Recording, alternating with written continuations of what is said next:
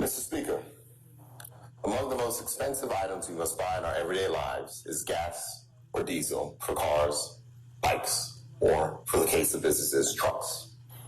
We make time to work, we take our children to school, we take an elderly relative for a drive, or we use a vehicle to ply our trade. Every Bermudian makes use of fuel and is impacted by an increase in its costs. Mr. Speaker, honorable members and the public may have noted that in January there was an increase of 1.7% for gasoline and an increase of 3.2% for diesel.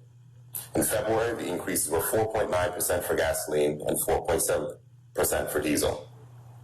Mr. Speaker, earlier this week, I was invited to approve increases for March of 5% for gasoline, which would increase the price of gasoline by 45 cents a gallon, in addition to the 56 cents per gallon increases in January and February, and 6.7% or 54 cents a gallon for diesel.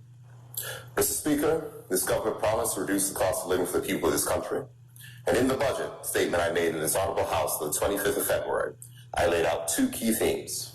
The first, relief now, and more relief to come. Mr. Speaker, I am pleased to add to the Relief Now column and can advise this honorable House and the public that in keeping with the promise that I made to this country, I have rejected the recommendation to increase the cost of gasoline and diesel and ordered a review that will look to see if price reductions can be made. Mr. Speaker, although prices may increase over time depending on supply chain issues and more recently Russia's invasion of Ukraine, the situation in Bermuda is different from many other countries in the world. Due to several factors, local fuel companies import fuel on average 3 to 4 times a year, which often results in their cost of their inventory differing from the global fuel prices, even when there is significant change in global pricing. Essentially, Mr. Speaker, the local fuel companies are often carrying inventory that is either more or less expensive than the current world fuel prices at any given time. At the present time, the fuel companies would most likely be carrying less expensive inventory that fuel prices have increased fairly recently. This allows the fuel companies to successfully navigate this price freeze in the short term without significant operational impact. I'm advised by technical officers of the Ministry of Finance that the existing practice is to adjust prices monthly, and as such I've instructed technical officers in the Ministry of Finance to review the way in which price changes are approved with a view to reducing gasoline prices as much as possible. My aim as Premier and Minister of Finance is to lead a people-centered recovery of this economy, and that means reducing the financial burden for workers in Bermuda. Next month, it is my aim to approve a reduction in the price of gasoline and diesel.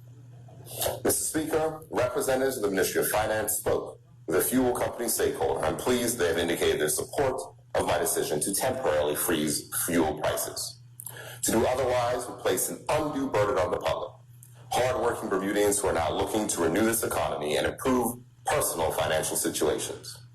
Mr. Speaker, jointly, fuel suppliers and the Ministry of Finance have committed to further meetings to analyze necessary changes to the pricing model that is currently being used in this area to ensure that prices can be reduced.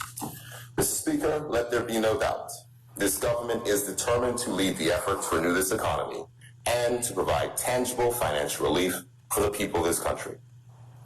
Mr. Speaker, in this budget session alone, we have reduced the cost of private car license fees by 10%, instituted no across-the-board increase in government fees, reduced payroll taxes for workers making less than $96,000 for the third time since taking office since 2017, extended the supplementary unemployment benefit until the end of August, extended tax relief for hotels, restaurants, bars, clubs, and entertainers, extended new hire tax relief, advanced land tax relief to the charitable sector, advanced land tax relief for nursing homes, reduced telecommunication fees, and provided further pension withdrawal to help those Bermudians who need it.